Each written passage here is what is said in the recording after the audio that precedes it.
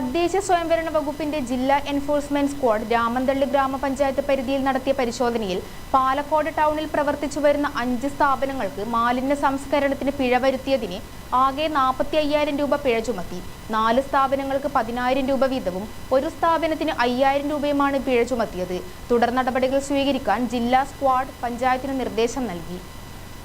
നിരോധിത ഉൽപ്പന്നമായ 300 മില്ലിയുടെ 8 കേസ് കുടിവെള്ള കുപ്പികൾ അമീൻ ബേക്കറിയിൽ സൂക്ഷിച്ചതിന് KV കാറ്ററിംഗ് ഏജൻസിക്കും 10 കിലോയിലധികം നിരോധിത പ്ലാസ്റ്റിക് ക്യാരി ബാഗുകൾ സൂക്ഷിച്ചതിന് ഗ്രാൻഡ് സൂപ്പർ മാർട്ട് എന്ന സ്ഥാപനത്തിനുമാണ് 10,000 രൂപ വീതം പിഴ ചുമത്തിയത്. പിടിച്ചെടുത്ത നിരോധിത ഉൽപ്പന്നങ്ങൾ പഞ്ചായത്ത് കാര്യാലയത്തിലേക്ക് നീക്കി.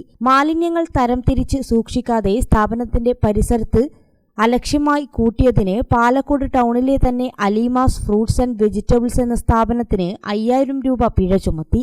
മത്സ്യക്കടയിൽ നിന്നുള്ള മലിനജലം തുറസായി കടയുടെ പുറകുവശത്തേക്ക് പരിസര മലിനീകരണത്തിനും കൊതുക് വളരുന്നതിനും കാരണമാകുന്ന തരത്തിൽ ഒഴുക്കിവിട്ടതിനും സലീം OPയുടെ ഉടമസ്ഥതയിലുള്ള മത്സ്യക്കടയ്ക്ക് 10,000 രൂപയും പിഴ ചുമത്തി. തട്ടുകടയിൽ നിന്നുള്ള പാൽ കവർ ഉൾപ്പെടെയുള്ള മാലിന്യങ്ങൾ പൊതുസ്ഥലത്ത് വലിച്ചെറിഞ്ഞതിനും കടയുടെ പരിസരം വൃത്തിയായി സൂക്ഷിക്കാത്തതിനും അയൂബിന്റെ ഉടമസ്ഥതയിലുള്ള തട്ടുകടയ്ക്കും സ്ക്വാഡ് 10,000 രൂപ പിഴ ചുമത്തി. കടയുടെ എതിർവശത്ത് വലിച്ചെറിഞ്ഞ പാൽ കവർ അടക്കമുള്ള മാലിന്യങ്ങൾ സ്വന്തം ചെലവിൽ വീണ്ടെടുത്ത് വൃത്തിയാക്കി ഹരിത കർമ്മസേനയ്ക്ക് നൽകാനും കടയുടമയ്ക്ക് തദ്ദേശ സ്വയംഭരണ വകുപ്പിന്റെ ജില്ലാ എൻഫോഴ്സ്മെന്റ് സ്ക്വാഡ് നിർദ്ദേശം നൽകി. ഗ്രാമിക ന്യൂസ്, തലശ്ശേരി.